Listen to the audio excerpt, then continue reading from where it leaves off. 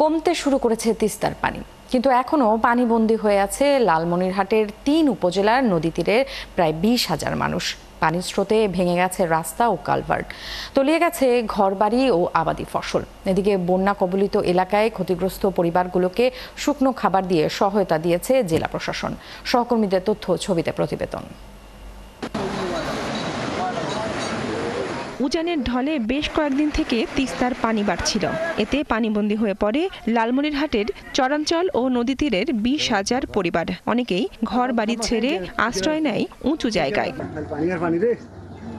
কিন্তু সোমবার সকাল থেকে ব্যারাজ এলাকায় কমতে শুরু করেছে তিস্তার পানি। এতে নতুন করে এলাকা প্লাবিত না হলেও দুর্গত এলাকার মানুষের দুর্ভোগ কমেনি। এসব এলাকার বেশিরভাগ বাড়ি তলিয়ে যাওয়ায় বন্ধ হয়ে গেছে রান্না। দেখা দিয়েছে শুদ্ধ পানির অভাব। বন্যা তো এবার 3-5 বার আমাদের বাড়িতে পানি উঠলো, এবার সবকিছু বেঁধে দিয়েছে। ঘরে পানি, খাটে পানি, ঘর বাড়িতে পানি, মনে খাট পর্যন্ত পানি আসছে গেছে। মনে এখন থাকা খাওয়া দাওয়ার খুব একটু কষ্ট। আমরা রিলিফ চাই না, ত্রাণ চাই না। আজকে ত্রাণ দেবেন, কালকে খবর নাই, আবার কালকে পানি আসবে। তবে আমরা চাই তিস্তা মহাপরিকল্পনার বাস্তবায়ন খুব দ্রুত হোক। এমনকি বন্যার পানিতে তলিয়ে গেছে রোপা আমন সহ শাকসবজির ক্ষেত। ধানের অবস্থাতে পাশে ধান অবস্থা খুবই খারাপ।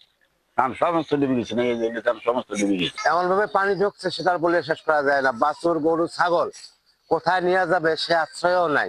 বন্যা কবলিত এলাকায় ক্ষতিগ্রস্ত পরিবারগুলোকে শুকনো খাবার দিয়ে সহায়তার কথা জানালেন উপজেলা নির্বাহী কর্মকর্তা। পানি নেমে যাবার পর তাদের পুনর্বাসনের উদ্যোগ নেওয়া হবে। স্থানীয় মানুষজন আছেন, তাদের সকলের সাথে আমরা ক্ষতিগ্রস্ত জায়গাগুলো পরিদর্শন করছি। তবে আমাদের যেটা মনে হচ্ছে যে এই পানি যেহেতু ফ্ল্যাশ ফ্লাড, এই পানি আস্তে আস্তে কমে যাবে।